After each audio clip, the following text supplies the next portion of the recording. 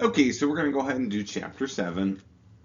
So at the top of your page, please put a fresh page, put a giant chapter 7, European Middle Ages.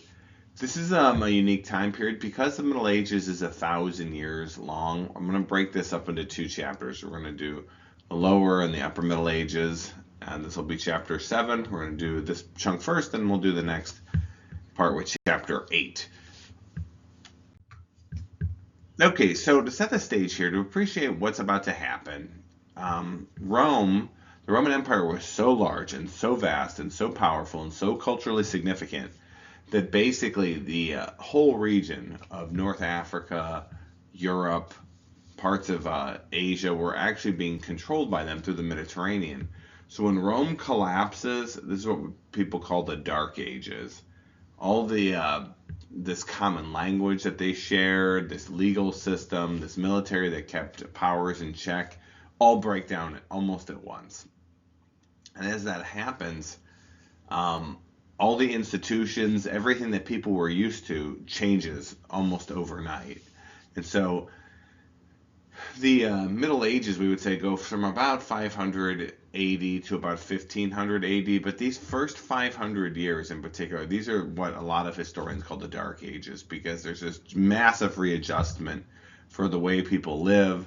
And it's actually, if you listen to historians, many of them say like the worst times to be alive in human history was right around this time period. The weather was terrible, it was really cold, you had a year without sun. The people keeping the military keeping commerce going and external groups out has collapsed. This is absolute chaos.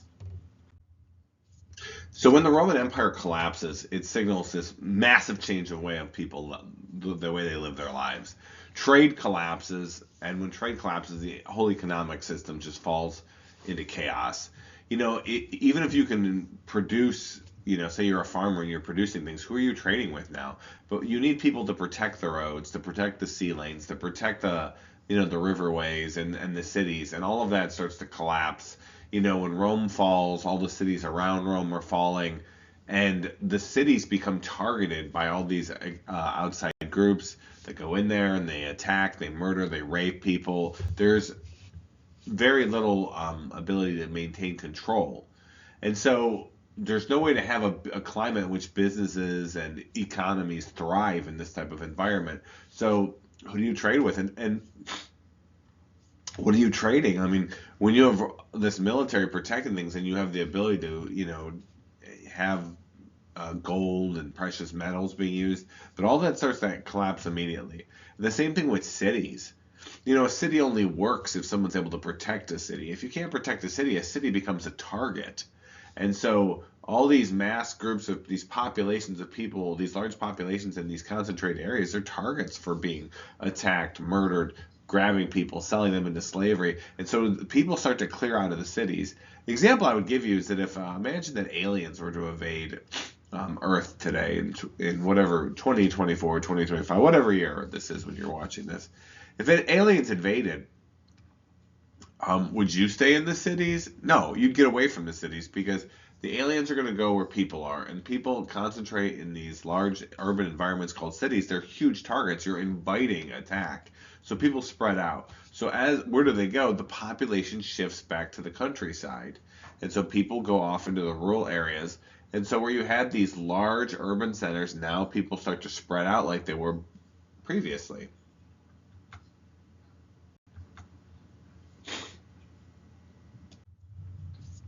So, what are some of the very real consequences of these changes for people living at this time? One is the decline of learning. You have to appreciate that learning education, like what you're doing right now, that's a byproduct of having a stable society. In places on the planet where people have to hunt still, they do subsistence living where you're like in a tribe and you're hunting a boar, you're trying to eat from whatever you can kill. Education is not held as an important concept in those areas because you're just focused on what you can do right now to satisfy your needs, your immediate needs of, shelter, water, food. And so when you're just trying to survive, reading and writing literacy skills plummet. And so literacy had been going up for parts of the Roman Empire. Now it totally collapses. And another reason it collapses is there's not going to be a common language anymore. The Roman Empire, by being so vast and by being so powerful, and by being so culturally significant, what that allowed for is if you wanted to work, if you wanted to communicate, if you wanted to be a part of that culture or interact with Romans, you needed to know Latin. And now that Rome is not there to impress upon the importance of that language, it's gone. And all the different invaders that start breaking into parts of Rome and taking over cities and grabbing Romans and doing all the terrible things that these external groups are doing, each one of them brings their own language and culture in.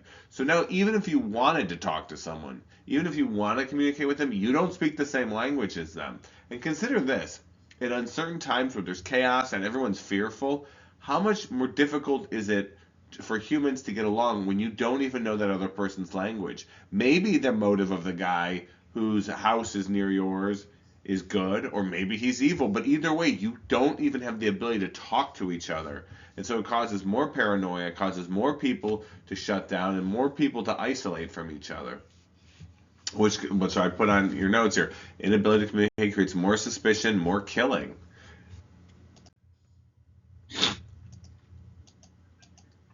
So what are some more things that happen in Europe at this time? So really the only institution that still maintains is the church. Now the Catholic Church at this time in history was actually very small, especially compared to the monstrous institution it is today with over 1 billion people in it.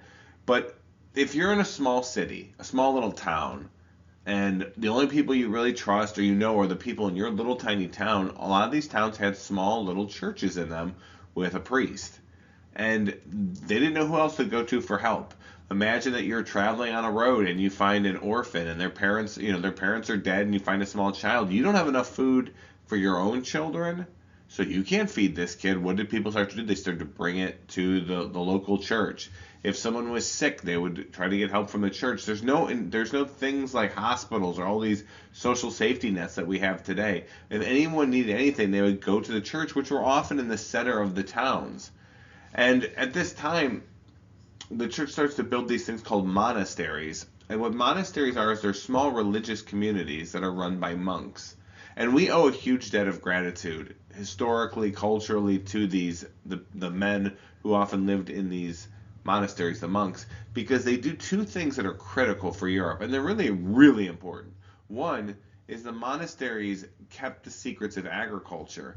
Trying to grow plants, it seems easy, but it's not. It's very difficult. You have to know when to grow, how to grow, all those things that when society's collapsing and your farmers are being killed and no one knows how to do that, if people don't pass that knowledge on, it disappears. The monasteries kept that knowledge, and they started to teach the people in local towns on how to continue to grow food. And the other thing that they did, and whether you love or hate this class, is all the things that have been previously written before the fall of Rome, before 500 AD, right around this time. All of those things are deteriorating. If they're on parchment, whatever they're written on, if someone doesn't rewrite those, then as those disintegrate, all that history is gone. We have no clue how much history is gone that we'll never know. How many cultures rose and fell. How many religions we'll never know anything about. How many languages. How many conquests that occurred. All these things are gone. When the history disappears, all of that disappears along with it. And so what these monks were doing was that some of them, all they would do all day long is copy books, writing by hand this information, which is why we know things about Livy and Herodotus. All these ancient historians got passed on through this, which is why the first half of this class, much of it comes from them. And so here's just a map. I just put this up because I wanted you to see it. There's nothing for you to write on this slide, but look at where Rome is. It's in the center of the Italian peninsula. They are being hit from all sides. You got Vandals, Visigoths, Ostrogoths. You've got Muslim invaders. You've got all these different groups hitting them at once.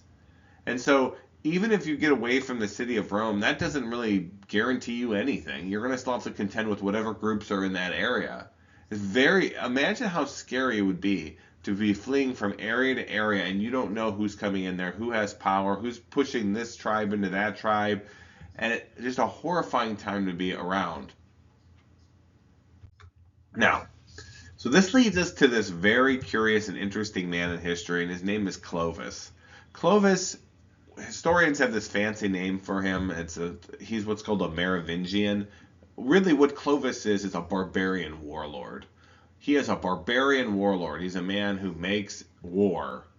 And what Clovis is the head of a group called the Franks. And yes, they're near France, which is where you're going to get that name later. The Franks are this tribe. And what Clovis does is he defeats or unifies all the other Franks and becomes their leader. So he defeats, or just the other tribe leaders acknowledge him as the leader of all the Franks. And so what that does, and this is in France today, which is Gaul, is it creates a pocket where Clovis can operate out of it. It's in a safe space. It's a safe zone. That if anyone comes into that area, they either give tribute to Clovis or he destroys them. And so now if you're Frankish, you have an area where you can go and be safe, and society can start to flourish again. So if any outside invaders come in there, they're going to have to contend with this barbarian warlord and his armies. See, when all the tribes are, disorganized, they're easy pickings. But when you're unified under one leader, it becomes much easier to secure an area. And then the other really important thing, consider this, Clovis converts to Christianity, which now makes this empire of his a Christian empire, which actually protects Christianity. Religions can disappear, religions can go extinct, and the fact that this is why, like you see him, he almost looks like Saint Joseph there in that picture. But again, he's like Conan the Barbarian, but he becomes Christian, so now Christianity has a place in Europe where it is safe and it can flourish again.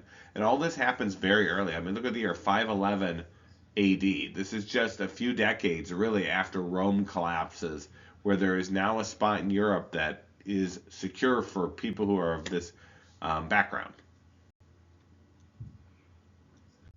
Now, so this gets to, there's only two popes in this class that we're going to focus on. Consider this, we're going to cover 2,000 years of church history, but there's only two that you need to know for the purpose of this class. And this is one of them. So this is a big moment in history. Okay, the church has to make a decision, right? It's not this giant monolithic group that it is today. It's often spread out, and the leader of the church is the Bishop of Rome. And the Bishop of Rome is getting all these requests to help. All these individual cities, the people need help, and they're asking the church what to do.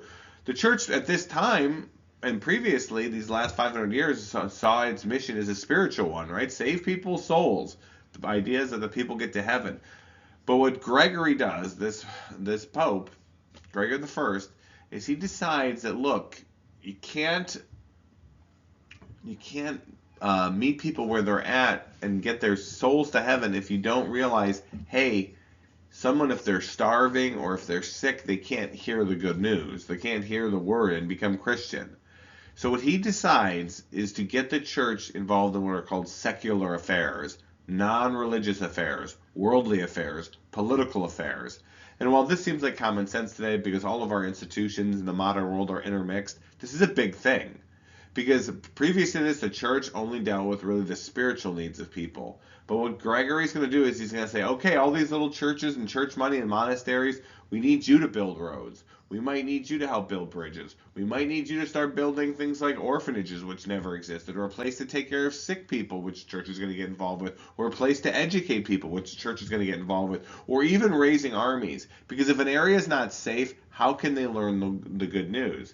Now, this is an important moment. You'd say, well, okay, if I asked you right now in this room, I'd say, well, who thinks it's a good idea for the church to care for the sick and take care of the elderly and do these things? Probably most of you are going to raise your hand. I would imagine that's what's going to happen. But keep this in mind. When the church gets involved with the world's going to get involved with the church. Because later when we're going to deal with corruption and power and all these things, this moment is critical, right? Someone's got to step up and help the societies in Europe, in the Middle East at this time, and North Africa. But when you do that and you get money involved and power, it's going to have some serious ramifications later. So what exactly does the church do? And I would definitely watch the video that I have here, because so with no ruling authority, there's no government, there's no militaries, there's no one to maintain order in society. The church is going to step up. And what are some of the things that it does? The church creates the first universities, like where people would go to study. People would get their masters in divinity, and they would learn how. There was really no separation between things like theology and like biology. You would go from place to place learning. The church are the people that built the first hospitals. The Catholic Church built hospitals, which is why today, why are there so many Catholic colleges? Because that's an invention of the Catholic Church. Why are there so many Catholic hospitals? All three of my kids are born in a Catholic hospital. It's because the church invented that. Why are there so many Catholic adoption agencies? Again, that's something the church invented at this time. You had so many children who were left alive and their parents were dead. Then what are you going to do with them? You're just going to let them not starve to death? So these are the things that, yeah, this makes sense. And you would probably agree with Gregory. Okay, we need to do this. Someone's got to step up because there's no one else to do this. But keep in mind again, once you get involved with money and power, there's going to be side effects to this.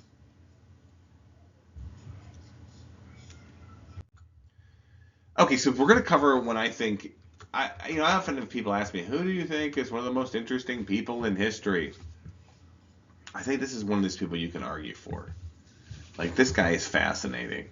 So here's the deal. So the Frankish Empire is there in France, and there's this guy. His name is Charles Martel, who doesn't have a father, by the way. Imagine not having a dad here in the 700s AD, and he rises to some amount of power through his intelligence and his good leadership.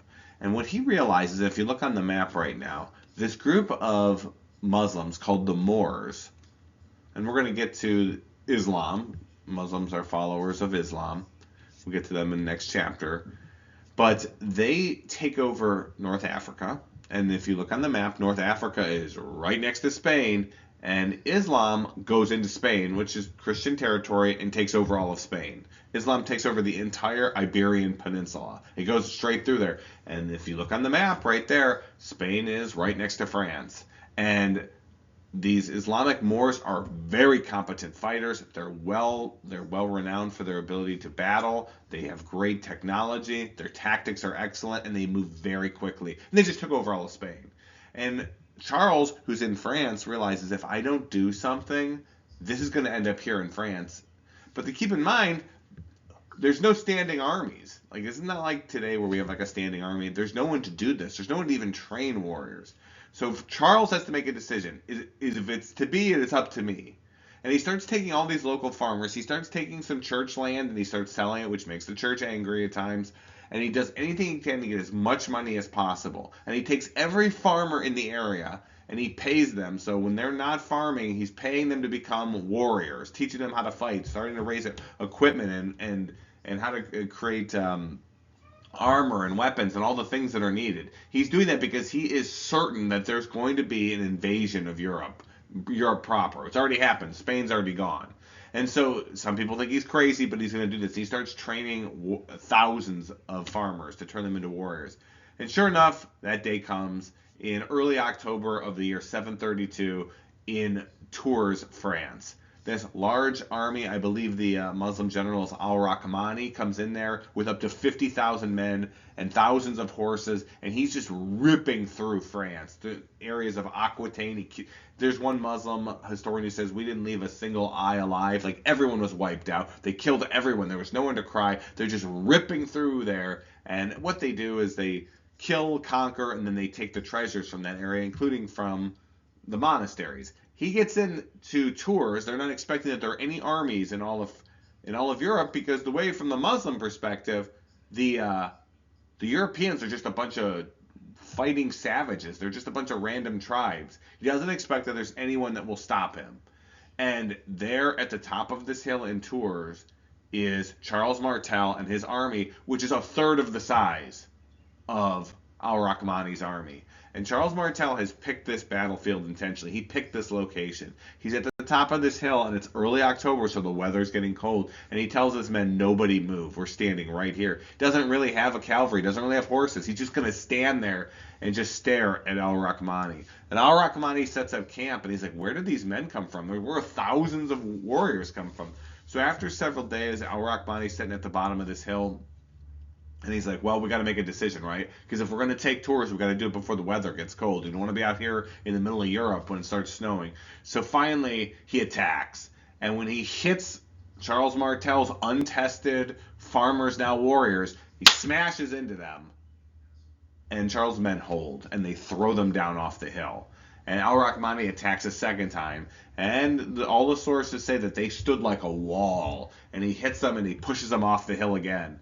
And they're still there, and on a third attack, Al Rahmani attacks, and this time Charles Martel had sent men to go behind his lines, and Martel's camp, his men started attacking Al Rahmani's camp, where all the loot and all the food preparation is occurring, and he starts killing them. And his men get confused because they're like, I thought we're attacking, but there's men behind us. And in the confusion, Charles Martel's men grab Al Rahmani and they kill him, and the entire group of Muslims have to then retreat, even though they're much larger than Martel's men, and they push them right back into Spain.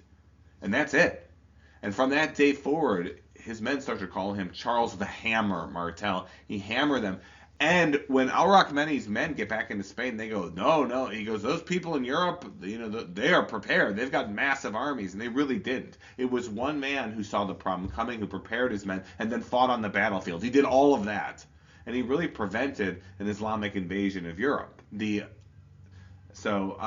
this creates kind of a dynasty between he has he has an important son, and he has an insanely important grandson.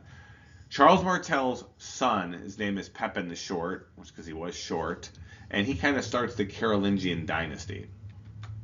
And so a dynasty, again, is a ruling family. So he's an important person. But it's going to be Pepin's son who's going to be really important. And Pepin, who loves his father, he names his son after his father.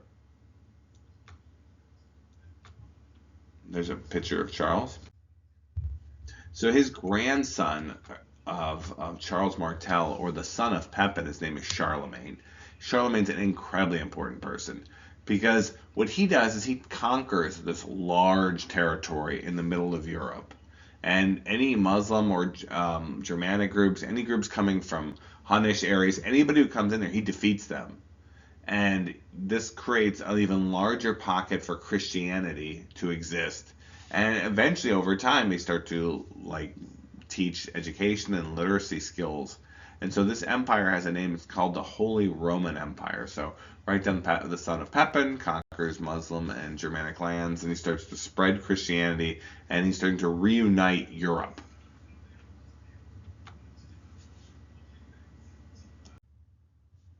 So what did Charlemagne do?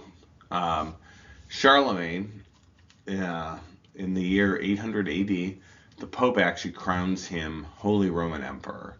And the reason he did that is because of this large empire, and I have it on, if you look at that picture on the map, that giant chunk of Europe, Central Europe down to Southern Europe, he conquers that and holds it. And it's going to basically, the Holy Roman Empire, which it's not really the Roman Empire, but they're calling it Holy Roman Empire because it's such a large group that is so powerful.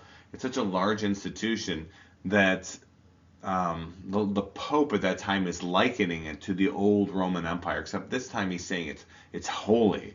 Because Christianity, Charlemagne's a Christian, and he's holding this area, and it's keeping the church safe inside of it.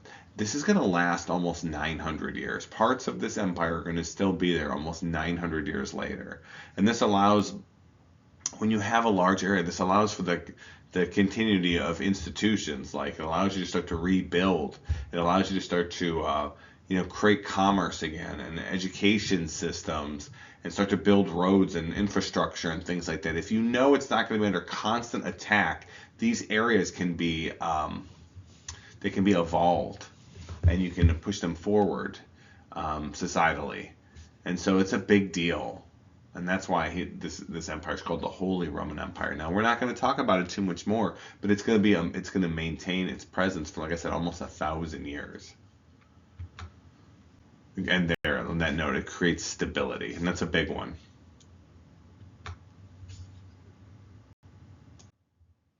Okay, new section, gentlemen. So write section 2, feudalism. Feudalism is an interesting idea because it's created in different parts of the world during different times independently. And the main idea behind feudalism is this: you give up your life, your labor, your work, your blood, your sweat, your tears, your idea, everything for protection. So you're going to give up every moment of your life and this labor and eat freedom, ideas of that, so you get protection. Now you might not be willing to make that trade because you live in a fairly free, a fairly safe society and culture. But when we're going through these slides, I want you to imagine what would you be willing to, like if you wanted to have kids or be married, would you be willing to do that in a society where people are being constantly murdered, enslaved, slaughtered, killed? It's really hard to have continuity of institutions or even family structures when you're under constant duress and death. So let's talk about it. So again, feudalism is a form of government in which people live and work on other people's land for protection. And so you would have a house or you'd have a place to live and you'd have fields or you would, be a mason or do whatever it is your skill is. But then a large percentage of what you create, you have to give to the feudal lord. And so your whole life really revolves around the things that you're producing and doing. But now the expectation is this, it is a two-way street. Because if that land is invaded, attacked, then the expectation is that the feudal lord now brings his army, brings his men to fight to keep you safe. So let's get through this. So why does feudalism develop in Europe? Like I said, it develops in different parts of the world. It also develops in Asia. One is the fall of the Roman Empire. When the fall of the Roman Empire, which was holding this vast chunk of the world together, falls apart, well, what's going to fill in the void? In history, when there's a vacuum, different groups will grab for power. And all these different groups and tribes and institutions are all trying to grab for power, and it's leaving the regular people's lives in constant turmoil, death, murder, fear for their lives. And there's these invasions that keep hitting this group, then that group. This group gets stronger than that group, and the Vandals push on this group, and the Ostrogoths and the Visigoths, and then you get Muslims, and eventually Vikings start attacking. And it's like, if you're trying to survive, what would you be willing to give up so you could have a family, you don't have to live in constant fear? And that's what feudalism provides.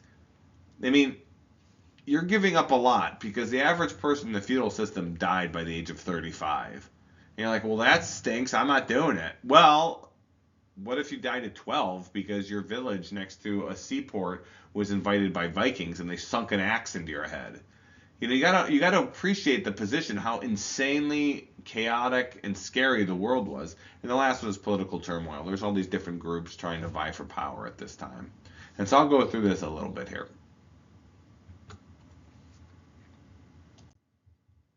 So one of the groups that's invading Europe successfully is the Vikings.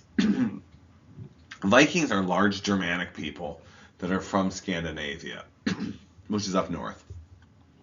They're very successful seamen. They're great at building unique ships. Like actually you can see the ship that they're most renowned for, and the one people always talk about, is the Viking longboat. The thing about the Vikings is they could construct boats that were amazing because a lot of the European boats were very old at this time in history. They hadn't really advanced the technology, but the Viking ships were incredibly advanced. They had what's called a shallow draft. A draft is how deep your ship goes into the water. Viking ships didn't go into the water very deeply. And because of that, they could go in the ocean, and then they could go right up your stream. You think you're safe because your village is 300 miles up a river? No, it's not. The Vikings can get to you. And we always imagine like Viking longboats when we see them in movies and things like their canoes. Just so you know, a Viking longboat could have up to 300 men on board. It could weigh 20 tons. That's 60,000 pounds. And you could have hundreds of armored men on that ship that would invade you at any given time. Remember, too, one of the central tenets of human civilization is humans start civilizations near water. And so you need to be near a water source. And just because you're, like I said, you're just hundreds of miles up a river, you think you're safe? No, you're not.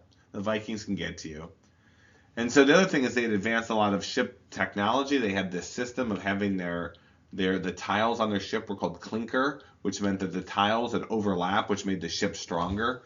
Viking ships, they never sawed. They always used axe to cut with the grain. So the ships were insanely strong. They didn't cut through the grain, so the wood held together, even in crazy storms.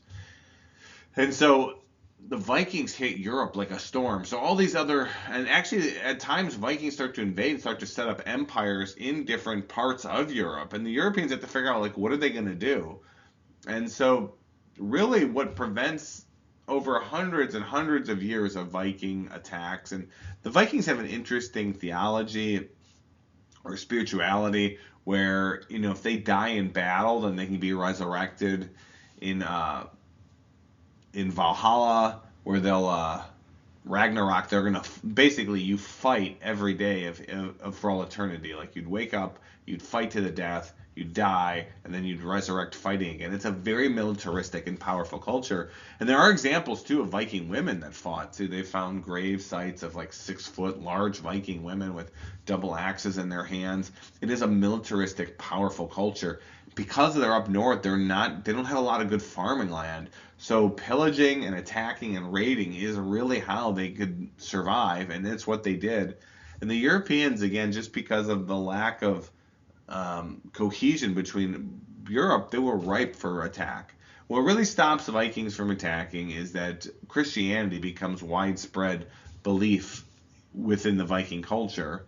And as that happens, it's really hard to be a Christian, Jesus Christ stressing love of enemies, the golden rule, while you're pillaging and raping people in villages. They're not really compatible belief systems. So as Christianity as a culture diffuses into Viking culture, the idea of making a living through raiding kind of dissipates.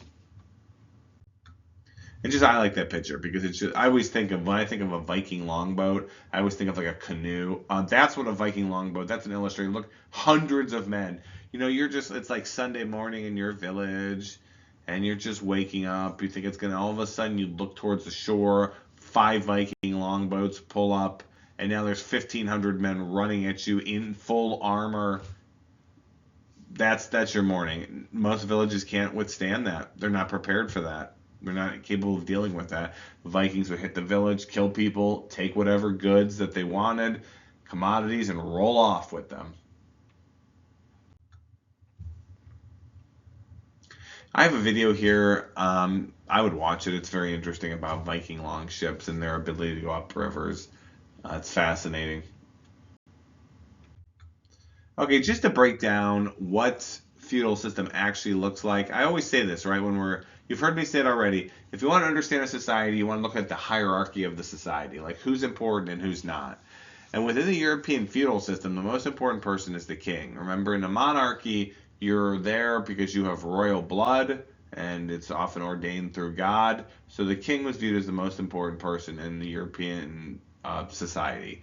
Underneath them, you'd have nobles, people who have titles that have been given titles, often through the king, and you'd have bishops, who are obviously high up clergy within the Catholic Church.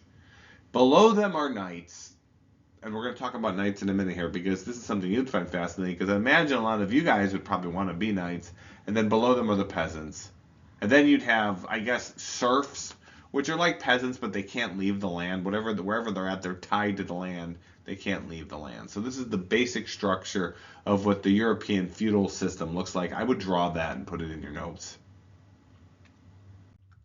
Okay, so let's get into this. The feudal system is specifically this thing called the manor system. The manor is the house. And if you look at this picture, I think it helps. The manor is the house in which the feudal lord lives. And over time, as the feudal lord gets more powerful and gets more wealthy, that would start to look like a stone building, which you guys would know as castles. But so the manor is the lord's estate. And this is an economic arrangement, right? He's going to allow you to live on his lands. Somewhere on those lands, you're going to produce goods or services, right? Maybe you're like a guy that works at the mill and you're creating lumber, or you're a mason and you're working with stone, or you're a farmer, or you're a blacksmith, or whatever your skills are, whatever your trade is. You work with leather. Whatever your trade is, you're going to work on these strips of land and these houses, and he's going to keep you safe from bandits, thieves, invasions. Like that is in the center of the land would be the manor, the place that he lives. Now, like I said earlier, over time, as a lord gets more powerful, the manor would become bigger, and eventually you start to get what are called castles.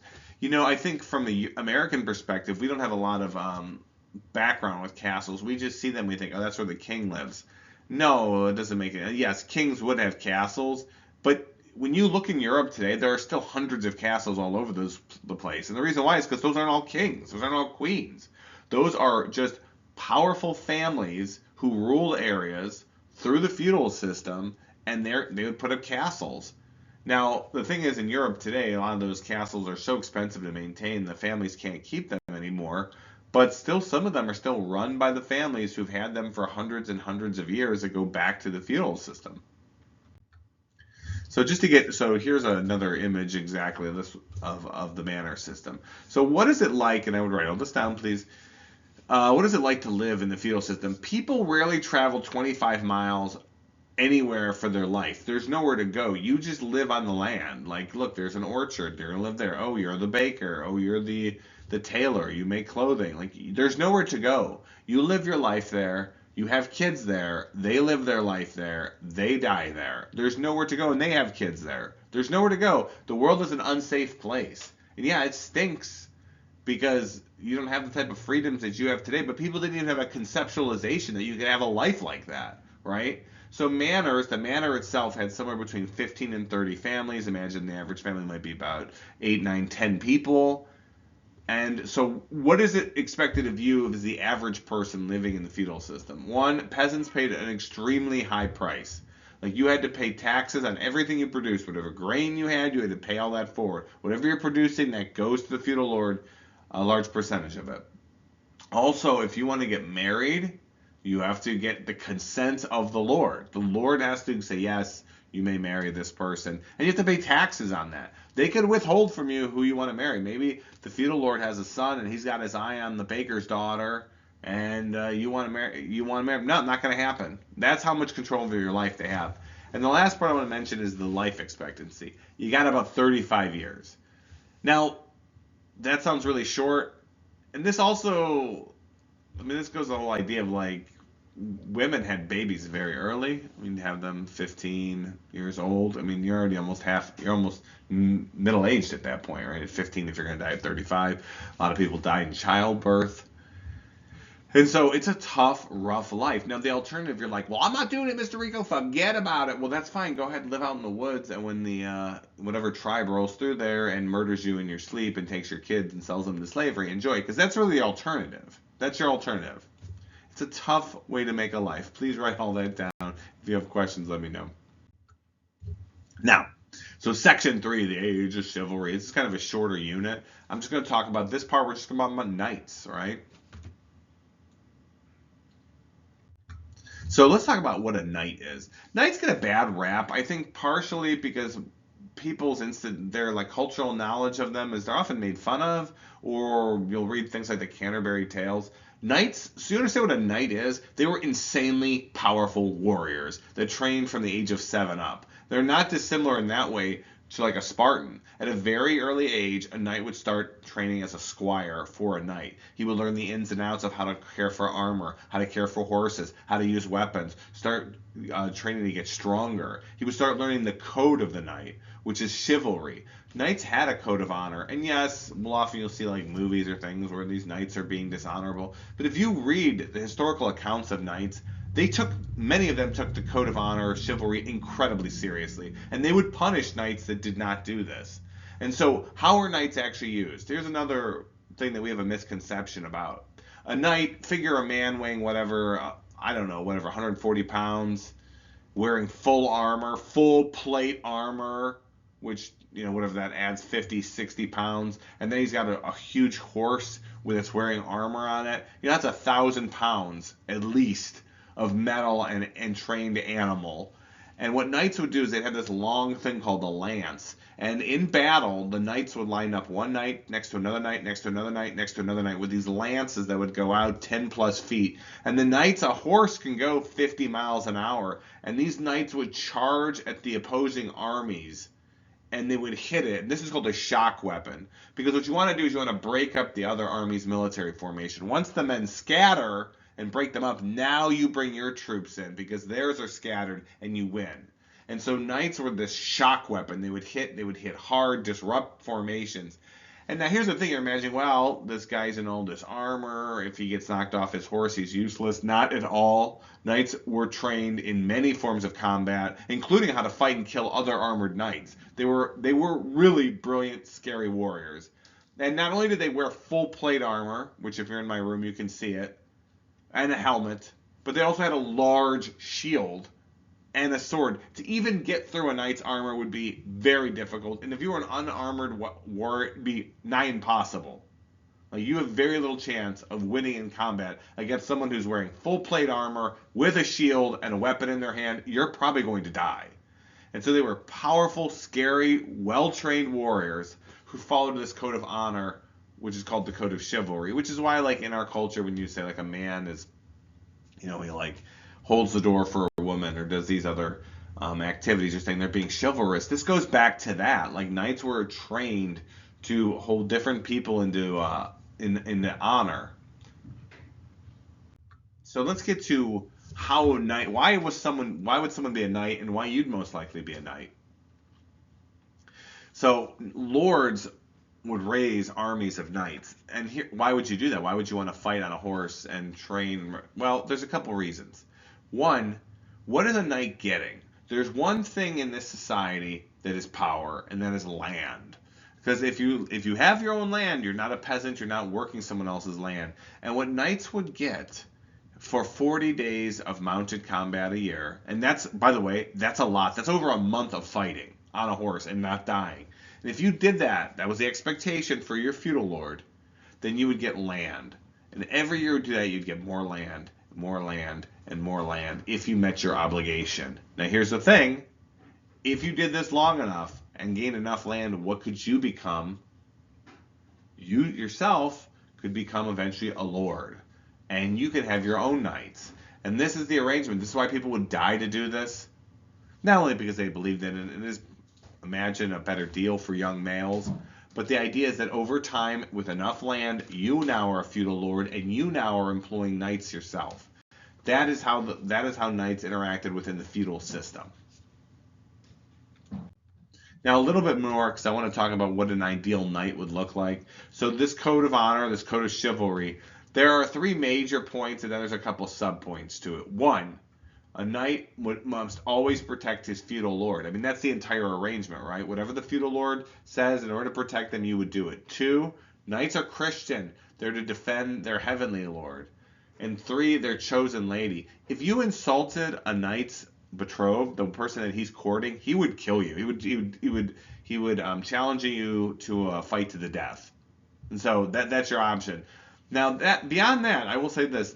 According to the codes of chivalry, knights were to always defend the weak, and they were always to be brave, loyal, and courteous. And I know in our modern culture, knights are almost like the butt of jokes, which is ridiculous. Knights were some of the scariest hand-to-hand warriors ever on the planet. And the thing about knights, there's actually if you ever read some of the accounts, I read an account once where there was a knight that was being cruel to peasants because he was powerful. And these other knights grabbed him, they stripped him of all of his armor and his clothing, they wrapped a rope around him, and they dragged him through the village where he was embarrassing people. And the idea is, they're not going to kill him, they're going to punish him, they're going to embarrass him because he violated the code of chivalry. Now, I'm about done. But I know there's a big political debate. And some of you are probably thinking this, so we're done with the content, but I often have students ask me at this point in the class, Mr. Rico, who would win? A samurai, which we're going to cover in a couple chapters, or a European knight? And they're very similar, right? Both are feudal warriors. Both of them follow a code of honor, and both of them are some of the best hand-to-hand experts on the planet. And first of all, I don't know, and neither does anyone else, but I will give you the pro and con for each if it does interest you. Samurai have perhaps the greatest cutting weapon ever invented by humans, and of some of the most pure metal, pure steel, and that is, of course, the folded one-edged katana blade. It's an unbelievable weapon. It's incredible at cutting. And samurai were fairly mobile warriors, and they were incredibly well-trained and well-skilled fighters. Knights, on the other hand, were less mobile, but I will say this, and this is not my opinion, I've read a bunch about it, it would be very difficult for a samurai to get through the armor of a knight. Even if they were to get through the armor, they have to get through the shield.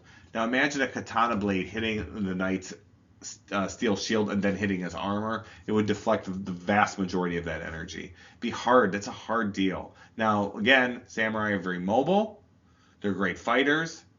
But I would actually probably give the edge certainly in a hand-to-hand fight to the knight, because samurai armor, although they're like samurai are faster, their armor is much less. So I don't know. It's a great question. No one really knows the answer, but since I know someone's curious about it, I thought I'd weigh in here.